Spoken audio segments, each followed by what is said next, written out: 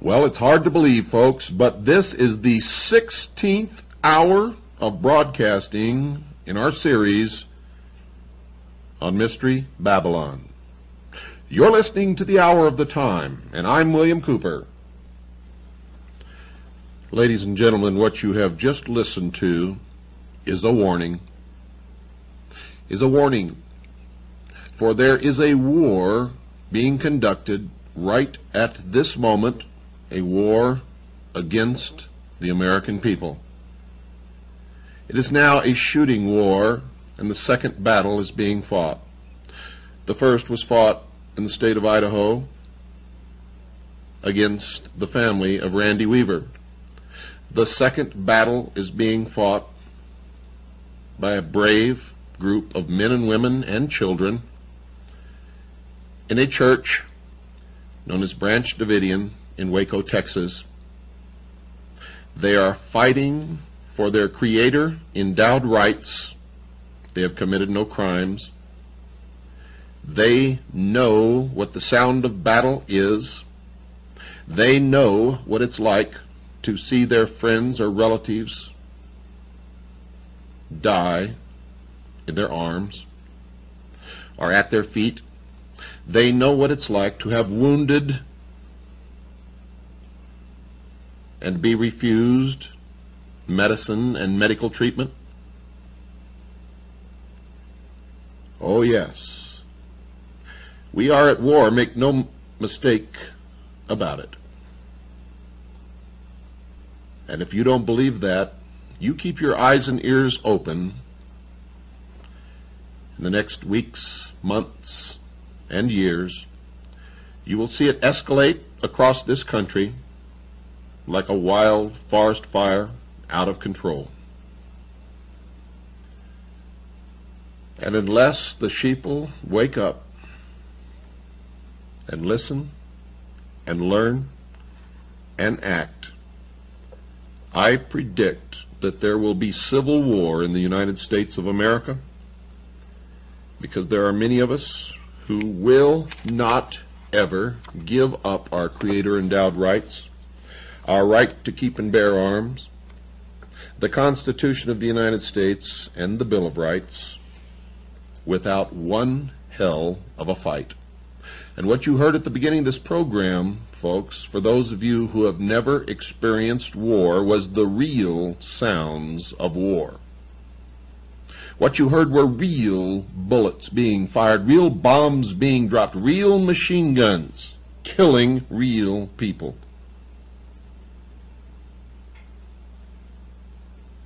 And taps at the end was a real bugle blowing real taps over real graves of real fallen men who were buried in Arlington National Cemetery.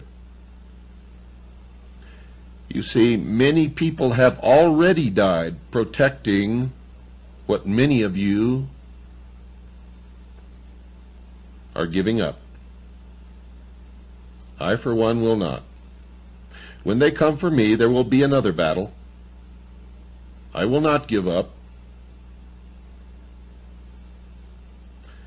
And I don't care who wins or loses, because at the end of my battle, it will be just the beginning of yours. Do you understand what I'm telling you? You see, my whole purpose is to wake enough people so that no battles ever have to be fought. But we're already behind because 2 have already been fought, and more, I guarantee you, are on the way. Guaranteed, folks. Guaranteed. Because the more we allow them to get away with, the more they will attempt. I don't want a civil war in this country. I want to stop it before it even has a chance to start, and the only way to do that is wake up America.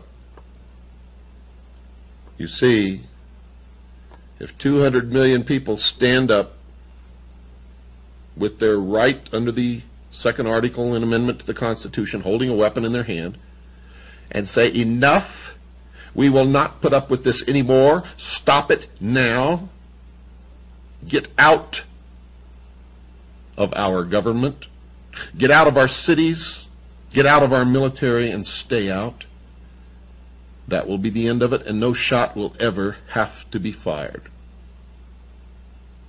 I guarantee that. But what do you think the odds are of that happening? Well, it's time, folks, to talk about our sponsor, Swiss American Trading Corporation. Now, if you've followed my broadcast for any length of time, you know that I've been bringing you this show, The Hour of the Time, mostly without sponsorship. In part, I've been very leery of allowing just any corporation or any business to buy time on my show, and my requirements are very strict. I'm proud, folks, very proud to announce a new alliance. Swiss America Trading Corporation and myself are committed to preparing my listening audience for the upcoming economic trauma. Many of you have asked me, what can I do to save my assets? What can I do to protect myself against the economic collapse that's coming? Well, folks, for over 11 years, Swiss America has been supplying over 10,000 clients with hard assets and constant information on how best to protect those assets.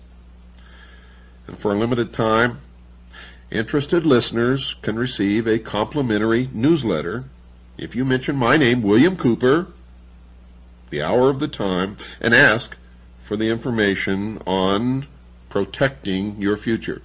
It's called Protecting Your Future. So call, folks. Call this number. Write it down right now. You should always have a pen and paper with you when you listen to this broadcast. You know that. Write this down. 1-800-289-2646. That's 1-800-289-2646. Let me say it one more time for you. 1-800-289-2646. Invest the time it takes, folks, to read one of the most important publications of our times. Call 1-800-289-2646. Swiss American Trading Corporation. They have all of the investments that we have recommended on previous broadcasts, and they have many more. Some we don't recommend, but it's up to you to choose. They're a reputable company. We've thoroughly checked them out. We have talked to their clients, their customers. We've checked their background. We've checked with law enforcement agencies. And I'm telling you right now, these people will treat you right. If they don't, you call me and let me know immediately.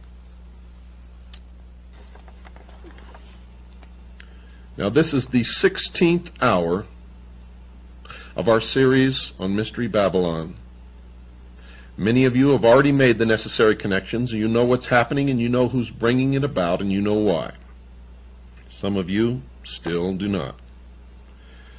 So we will continue. Manly P. Hall wrote this, quote, "The Serpent Kings," and notice that Mr. Hall capitalized the two words as one would do for a deity or for royalty when he wrote this, "reigned over the earth. The serpent kings reigned over the earth. It was these serpent kings who founded the mystery schools, which later appeared as the Egyptian and Brahmin mysteries. The serpent was their symbol. They were the true sons of light, and from them have descended a long line of adepts and initiates duly tried and proven according to the law, unquote. And the proper term is not Freemason, it's Freemason. It comes from the French, from the Knights Templar, and it literally means the sons of light. Another writer, Wilfred Gregson, informed his readers why Mr. Hall capitalized the two words serpent kings when he wrote, quote, "One symbol of great prominence throughout all ancient civilizations is the snake, or serpent, where it has symbolized divine wisdom," unquote. So Mr. Hall had reason to capitalize the words because he had discovered that the serpent represented divinity. Notice also, folks, that Mr. Gregson, even though he chose not to capitalize the word serpent, confirmed that Mr. Hall's use of the capital letter was correct when he stated that there was a connection between divine wisdom and the serpent. Mr. Hall, a 33rd degree Mason, made the same connection in these comments. Quote, "The serpent is true to the principles of wisdom, for it tempts man to the knowledge of himself," unquote. A serpent is often used by the ancients to symbolize wisdom. The symbol of the serpent has another concealed truth, according to Kenneth Mackenzie, for he identified that truth in this quote when he described a brazen serpent. Quote, "It was a type of mediator and a promise of redemption," unquote. The word brazen, folks, is defined as bold or impudent, and impudent is defined as shamelessly bold or disrespectful. Now you will remember that Lucifer was an anointed cherub in heaven who fell because he sought godly power. The story is covered in Isaiah chapter 14, verses 12 through 14 of the Old Testament. Look it up. It says this, quote, "How art thou fallen from heaven, O Lucifer, son of the morning? How art thou cut down to the ground? For thou hast said in thine heart, I will ascend into heaven, I will exalt my throne above the stars of God, I will be like the Most High," unquote. Therefore it can be safely said that Lucifer would be considered to be shamelessly bold and, of course, disrespectful. It appears that the brazen serpent could be Lucifer. Another author, John Anthony West, wrote a book entitled Serpent in the Sky, in which he also connected the serpent with wisdom, and he wrote this, quote, "The serpent represents intellect, the faculty by which man discriminates. There is a higher and a lower intellect. Thus, symbolically, there is a serpent that crawls, and the higher intellect, that which allows man to know God, the heavenly serpent, the serpent in the sky," unquote. The somewhat veiled worship of this serpent in the sky inside the Masonic lodges was alluded to by another Masonic writer, Kenneth Mackenzie. For in his book entitled The Royal Masonic Cyclopedia, he wrote this, quote, "Among the charges preferred against the order of Knights Templar for which Jacques de Molay suffered martyrdom was that of worshipping an idol or image called Baphomet. It has been suggested that Baphomet is none other than the Ancient of Days or Creator.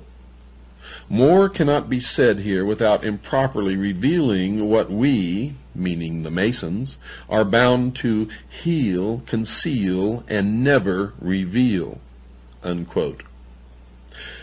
So according to this Mason, the snake or serpent is somehow a symbol of the subject of the Masonic worship, and apparently this fact is the secret that the Masons cannot reveal to the rest of the world.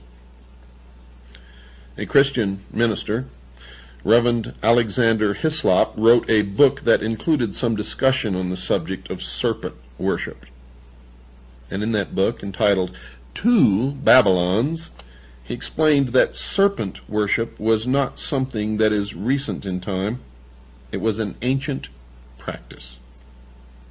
Quote, along with the sun, this symbol will be discussed later as the great fire god, and in due time identified with him, was the serpent worshipped. In the mythology of the primitive world, the serpent is universally the symbol of the sun. As the sun was the great enlightener of the physical world, so the serpent was held to have been the great enlightener of the spiritual by giving mankind the knowledge of good and evil, unquote. And according to the Bible, you know who gave man the knowledge of good and evil? Satan, Lucifer. He then discussed a coin minted in Tyre, the center of the ancient Phoenician culture. This coin was also the subject of an article in the September 1986 issue of the Good News magazine. It depicted a serpent entwined around a tree stump. To the left of the stump stood an empty cornucopia, and to the right a flourishing palm tree. The snake on the coin is the symbol of the powerful god whom the Romans called Aesculapius. The name means the man instructing snake, or the snake that instructs man, and the article then reported, quote, in mythology, Aesculapius was believed to be the child of the sun, and thus the enlightener of mankind. As the legend goes, Aesculapius was ultimately struck down by a thunderbolt thrown by an angry Zeus, king of the gods, and cast into the underworld, unquote. The tree stump, folks, represented the fallen god and his ruined kingdom. In the mythologies of many ancient civilizations, the image of a fallen tree was used to symbolize the cutting off of a great god or hero, someone cut off in the midst of their power. You see, the snake on the coin was shown twisting itself around the dead stump, exerting its power in an attempt to restore his fallen kingdom. The cornucopia is an ancient symbol of plenty, but it was empty on the coin. This has been interpreted as meaning that the abundance had been cut off because the great God has been cut off. However, folks, the implication is that the horn of plenty will return when the fallen God is restored to his rightful position. The palm tree shown on the coin is a well-known symbol of victory, so it appears that the coin was minted to depict the anticipated return of the fallen snake god to the world. And the Bible talks about a fallen serpent in the book of Revelation, chapter 12, verse 9. However, in this case, folks, the snake is connected to another symbol of the serpent, a great dragon. Quote, and the great dragon was cast out, that old serpent called the devil and Satan, unquote. Is the serpent worshipped in the ancient mysteries and a symbol in the Masonic ceremonies, a symbol of Satan, the devil? As has already been discussed, there is indeed evidence, folks, that this is the case. And once you have confronted the evidence and studied as much as I have studied, you will know that they are one and the same. Another symbol that needs to be analyzed is the star. On the page opposite page 124 in Mackey's Encyclopedia is a drawing illustrating the symbols of Freemasonry. Included in the 20 or so Masonic symbols is a drawing of a shooting star. Now, it can be fairly claimed that a blazing or shooting star would be one that was on the move inside the universe. One of the directions it could move would be, of course, towards the earth. If it was moving towards the earth, it could be called a falling star. But we know that most falling stars are actually meteors and not stars at all. Lucifer, however, is a fallen angel, according to Isaiah, an Old Testament prophet who wrote this in Isaiah chapter 14, verse 12. Quote, how art thou fallen from heaven, O Lucifer, unquote. Now, folks, notice that Isaiah also said that Lucifer fell from heaven, and other parts of the Bible report that he fell to the earth. So it is conceivable that the symbol of the falling or blazing star could be a symbol of Lucifer. A variety of authors have used their writings to discuss the star as a symbol. Professor Adam Weishaupt, the founder of the Bavarian Illuminati, was one who explained what he considered the star to be a symbol of. Listen closely. Quote, "The flaming star is the torch of reason," unquote. Mr. Mackey wrote that the star, quote, "was a symbol of God," unquote. He then connected the blazing star to another symbol when he wrote, quote, "The blazing star refers us to the sun," unquote. And then he connected it with the secret initiation ceremonies inside the Masonic Lodge. Quote, "In the fourth degree of the same rite, the Scottish rite of Freemasonry, the blazing star is again said to be a symbol of the light of divine providence pointing out the way of truth," unquote. And Mr. Hutchins, the Masonic writer who has authored the recent book on Masonry, further interpreted the symbol of the star thusly, quote, "The star as a type of the myriad suns that light other countless systems of worlds is an emblem of that Masonic light in search of which every Mason travels, the correct knowledge of the deity and of his laws that control the universe," unquote. Now, closely allied with the symbol of the star is the symbol of the sun. Albert Pike identified it with the worship of the past in this collection of quotes from his writings, and pay close attention. Quote, "The worship of the sun became the basis of all the religions of antiquity," unquote.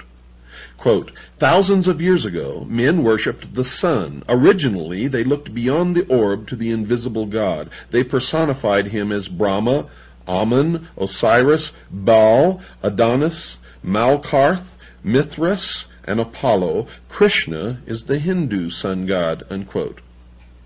Quote, "The Gauls worshipped the sun under the name of Belin or Belinus," unquote. Quote, "The sun is the ancient symbol of the life-giving and generative power of the deity. The sun was his manifestation and visible image," unquote. Quote, "The sun is the hieroglyphical sign of truth because it is the source of light," unquote. So Mr. Pike identified the sun as a symbol of a deity that should be worshipped. He chose to capitalize the first letter in the word, the S, as one would in recognizing the name of a deity. And if you've been listening to this series, you already know that, of course, it was. Albert Mackey repeated Mr. Pike's contentions with comments like these about sun worship. Quote, "It was the oldest and by far the most prevalent of all the ancient religions. Eusebius says that the Phoenicians and the Egyptians were the first who ascribed divinity to the sun.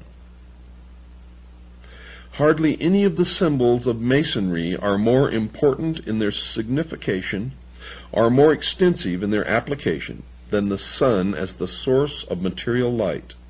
It minds the Mason of that intellectual light of which he is in constant search."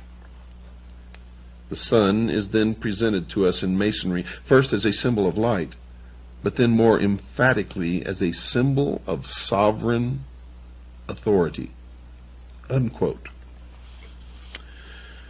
So, folks, the sun was a symbol of something that only the believers in the religion known as the ancient mysteries understood. These believers, called adepts, certainly knew that the people would not accept their mystery religion, so they had to conceal it from them. Don't go away, folks. We've got to take a short break. I'll be right back after this pause. So the task became one of creating a religion around a belief that they knew the people would accept because it would make some sense, at least as far as the adepts would explain it. But their basic purpose was to create a popular religion as a cover for their secret worship. The secret religion would be built around a belief in the sun. The sun would be a perfect thing to build a religion around because of its basic nature. It is very visible and has a very important role in man's life. It rises in the morning, it appears to be born and then sets during the evening. It appears to die, and then appears to be born again the next morning. It also appears to wander in the sky, setting further north or south each night. It then returns back to any given position twice each year. So the sun appears to have a major birth or death twice each day and twice each year.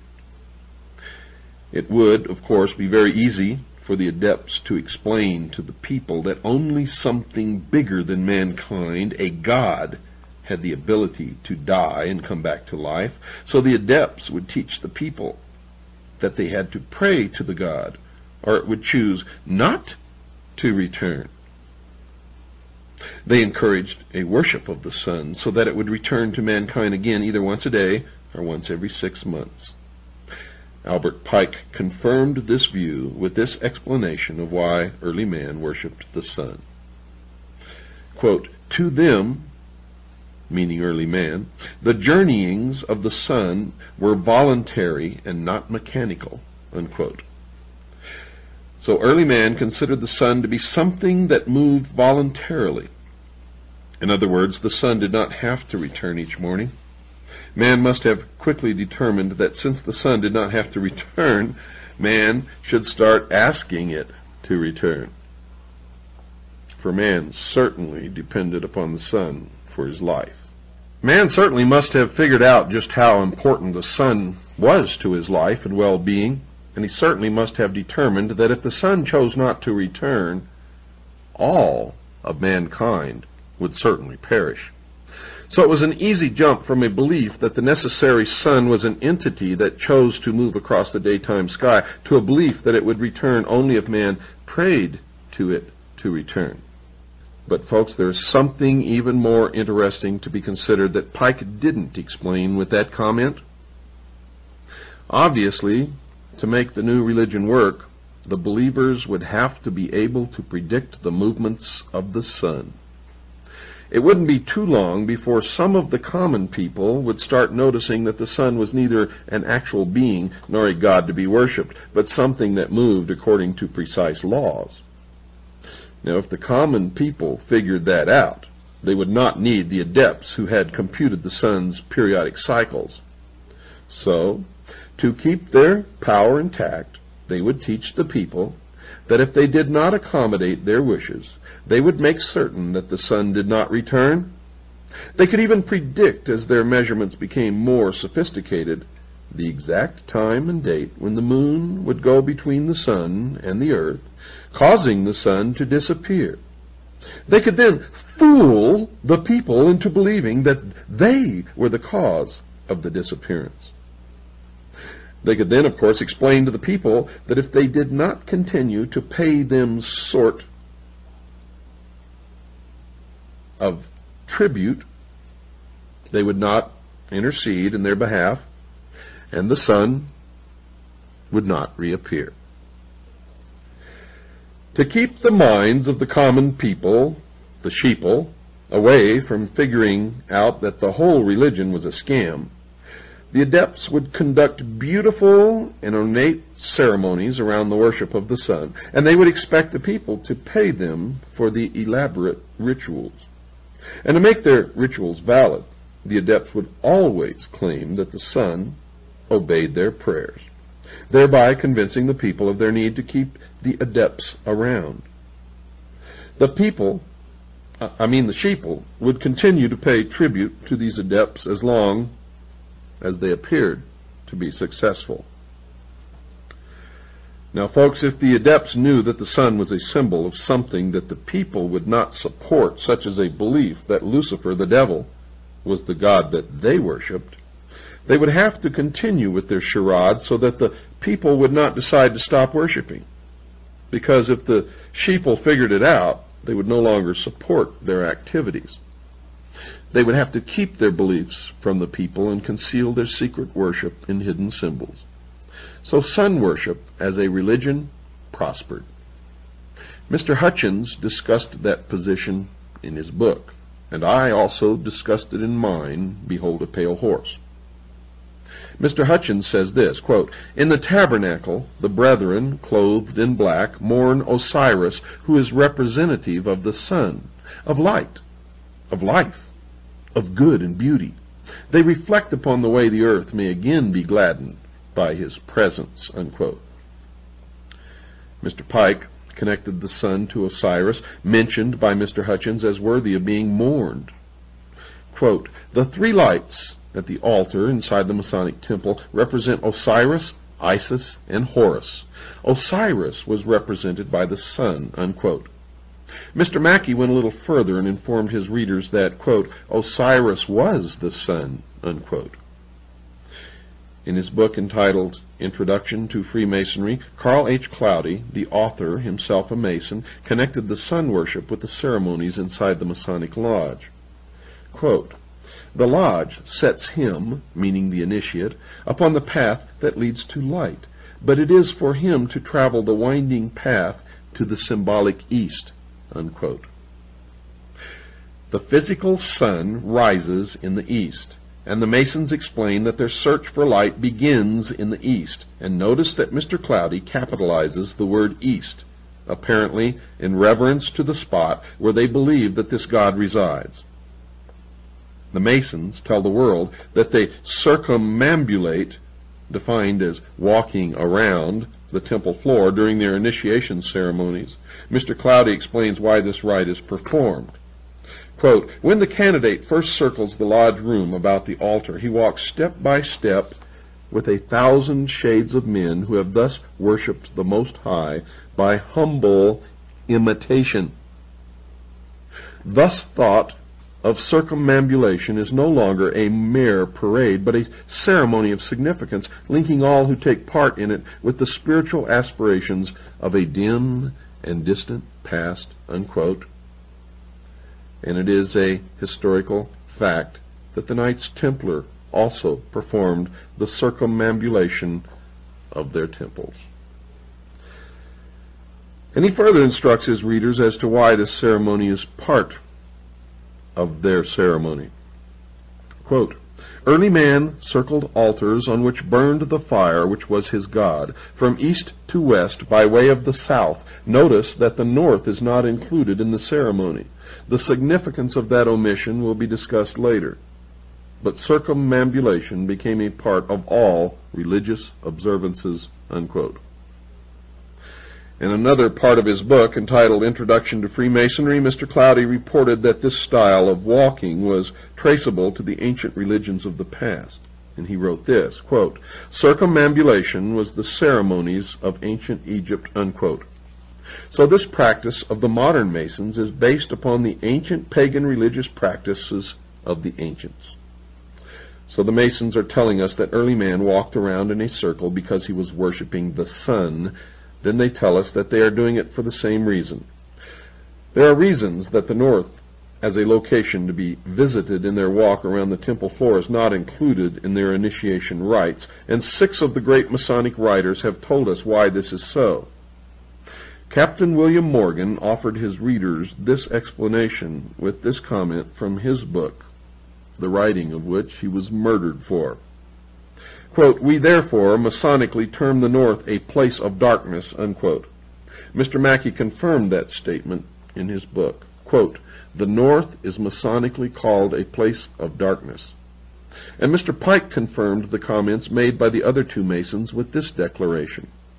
Quote, to all Masons, the north has immediately been the place of darkness, and of the great lights of the lodge, none is in the north, unquote. And Kenneth Mackenzie added his confirming thoughts. Quote, the north was always esteemed a place of darkness, unquote. Mr. Hutchins became the 5th Masonic writer to confirm this detail, as he said this, quote, as in other degrees, the closing ritual provides a summary of the lessons taught in the degree. We hear in the West the eagles gather and the doom of tyranny is near. In the South, truth struggles against error and oppression.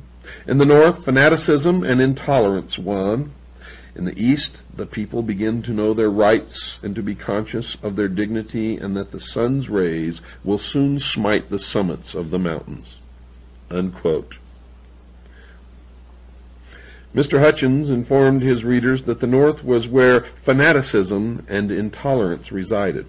What he meant by this and what the symbol of the north represents will be explored later. And the sixth Masonic writer who confirmed that the North was a place of darkness was Carl Cloudy, who wrote in his book entitled Introduction to Freemasonry, quote, "The place of darkness, the North," unquote. And the reason the Masons do not include the North in their rites is found in the Bible. In the Bible. The reason the Masons do not include the North in their rites is found in the Bible, in Isaiah chapter 14, verse 13. Quote, "I," meaning Lucifer, "will exalt my throne above the stars of God. I will sit also upon the mount of the congregation in the sides of the north," unquote. The God of the Bible sits in the north, and Lucifer hopes one day to acquire the throne of God for his throne. But until then, the north is a place of darkness. But while the north is an excluded territory, the east is the place of light and is to be revered. Mr. Hutchins tells his readers why that is so. Quote, "The east, the source of light and thus knowledge," unquote. Albert Mackey quotes Etienne Francois Bazat, a French Masonic writer, in his encyclopedia. Quote, "The veneration which the Masons have for the East bears a relation to the primitive religion whose first degeneration was sun worship," unquote. Rex Hutchins then tells his readers that the Masons deploy lights around the lodge room during the initiation ceremony for the 25th degree, called the Night of the Sun, and he writes, quote, "The ceiling should be decorated to represent the heavens with the moon, the principal planets and the constellations Taurus and Orion. A single powerful light, a great globe of glass representing the sun, is in the south. In a physical sense, the greater light comes from the sun, and the transparencies provide lesser light. Symbolically, the sun, or great light, is the truth, and the lesser lights are man's symbolic representation of truth," unquote. Mr. Mackey further discusses this rite of circumambulation, as he calls it, in his encyclopedia. He says that the rite, quote, "exists in Freemasonry. The people always walked 3 times round the altar while singing a sacred hymn. In making this procession, great care was taken to move in imitation of the course of the sun," unquote. He then assisted the reader with understanding this practice in the Masonic temples. Quote, "This rite of circumambulation undoubtedly refers to the doctrine of sun worship," unquote. However, in another of the books that he wrote, Mr. Mackey directly states that the rite is connected to sun worship. This is what he wrote in a book entitled Manual of the Lodge. Quote, "The circumambulation among the pagan nations referred to the great doctrines of Sabaism or sun worship," unquote. Sabaism is defined by Mr. Mackey in his encyclopedia as, quote, "Sabaism, the worship of the sun, moon, and stars, the host of heaven. It was practiced in Persia, Chaldea, India, and other Oriental countries at an early period in the world's history," unquote. He then added this rather cryptic comment, quote, "And although the dogma of sun worship does not, of course, exist in Freemasonry, we find an allusion to it in the rite of circumambulation, which it preserves," unquote. Now one can understand what Mr. Mackey meant by that comment. The Masons do not worship the sun. They worship the sun with a capital S. So he was telling the truth, but concealing it in a symbolic language, for he wrote sun with a small s. You have to understand the symbology of the mystery schools, or you will never understand anything, dear listeners. Mr. Hutchins then volunteered the information that in the 12th of the 32 degrees, the rite of circumambulation is preserved, and he writes, quote, "In all the Scottish rite degrees thus far, the candidate has made 21 prescribed circuits around the altar. This degree adds 7 for a total of 28. And this practice, called circumambulation, is derived from the ancients and existed among the Romans, Semites, Hindus, and others. It is thought to have been a rite of purification. The sun was believed to travel around the earth. The initiates imitated the movement of the sun when they made circuits around the altar, unquote. Furthermore, dear listeners, in the 9th degree, other symbols of the sun are involved in the ceremony, and Mr. Hutchins tells his readers, quote, after the obligation is taken, the 9 candles of yellow wax are lit. Yellow is representative of the sun, hence light and knowledge. In the 10th degree, further symbols representing the sun are utilized according to this author. Quote, there are 3 sets of 5 lights. The wax is yellow, meaning knowledge, and also as the color of the sun represents the deity, unquote, a blatant admission that the sun represents the deity that they worship. Other clues that the sun and the serpent are both known symbols of the Masonic Lodge are given by the titles of 2 of the 32nd degrees inside the Masonic Lodge. The 25th degree initiate is called a Knight of the Brazen Serpent, and the 28th degree initiate is called a Knight of the Sun, with a capital S. There is another symbol of the sun inside the Masonic Lodge, the Worshipful Master. The equivalent of the president of the lodge sits in the east side of the temple, and we are told why that is. Quote, the Worshipful Master represents the sun at its rising. The Senior Warden, another officer of the lodge, represents the sun at its setting. And the Junior Warden, still another officer of the lodge, represents the sun at meridian, the halfway point, the Most High. Other individuals and organizations besides the Masonic lodges are also involved, folks, in varying degrees with sun worship, or with an acknowledgement that the sun plays a central role in their understanding of the nature of the world. Elizabeth Clare Prophet has been described as being a leader in the New Age movement, and she has written this in a newsletter she publishes called The Coming Revolution. Quote, the healing of the nations begins with the healing of ourselves. We must draw forth from the great central sun that eternal light with which we were anointed from the beginning, unquote. Adolf Hitler, I'm sure you've heard of him, the head of the German government prior to and during World War II, and who was directly responsible for the murder of over 50 million people, was also a sun worshiper. Very early in his life, he joined a secret organization called the Thule Society. And 40 years after the war, some historians are finally delving into its strange beliefs. 2 of these writers, Michael Bertrand and Jean Angelini, have produced a book entitled The Occult and the Third Reich. And one of their conclusions is, quote, in the Nazi cosmology, the sun played a prime role as a sacred symbol of the Aryans, in contrast to the feminine and magical symbolism of the moon revered by the Semitic peoples, unquote. The Nazi Party was the name of the National Socialist German Workers' Party, the party that Mr. Hitler joined. It became the controlling party of the German government prior to and during the war. The Führer, German for leader in this case, meaning Mr. Hitler, saw in the Jewish people with their black hair and swarthy complexion the dark side of the human species, while the blonde and blue-eyed Aryans constituted the light side of humanity.